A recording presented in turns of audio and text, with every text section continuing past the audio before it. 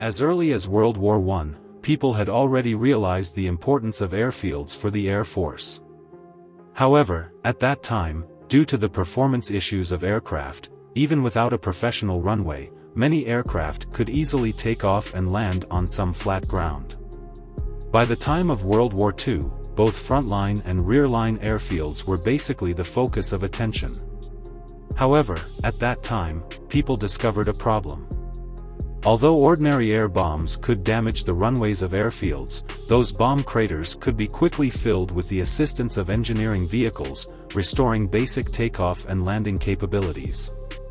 How to cause serious damage to the runway during an attack, and paralyze it for as long as possible, was an important issue considered by weapon designers.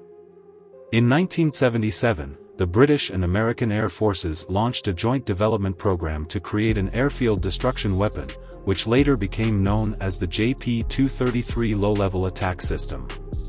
However, the program did not reach the final stages, as the U.S. Air Force withdrew from it in 1982, citing the continuously rising costs. Some articles also stated that the U.S. Air Force believed that the practicality of such weapons was too poor. So what exactly was this weapon?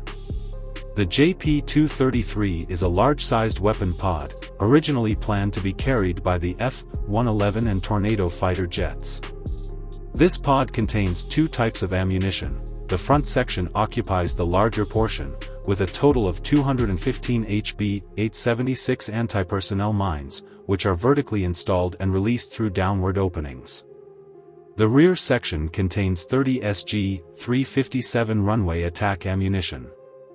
The HB-876 anti-personnel mine has nothing special about it.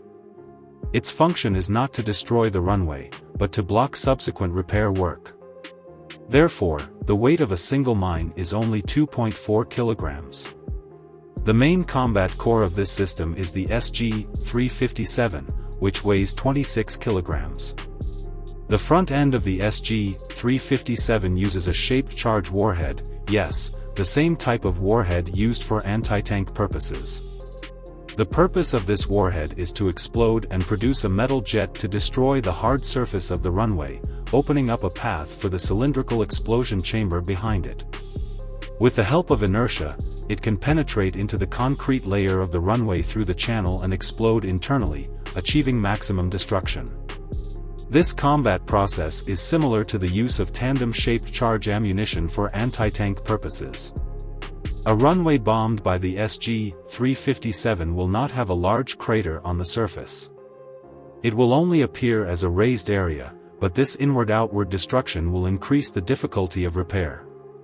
When using the JP233, the pilot is required to have a strong determination because they need to fly low along the runway and release the JP233 system over the runway.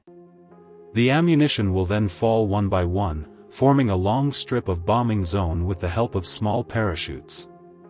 Basically, one set of JP233 can destroy a runway. However, as mentioned earlier, the aircraft itself is in a very dangerous state from entering the attack procedure to disengagement. Although this only takes a few seconds, if the airport ground defense is prepared properly, it is enough to shred the attacking aircraft several times. Even machine guns can be used at this time, so the conditions for launching such an attack are actually quite demanding. The British military once brought the JP233 to the Middle East. Later, as the UK joined the Anti-Personnel Mine Ban Convention, the JP233 was retired in order to comply with relevant regulations. As an airport killer, the JP233 does have great destructive power.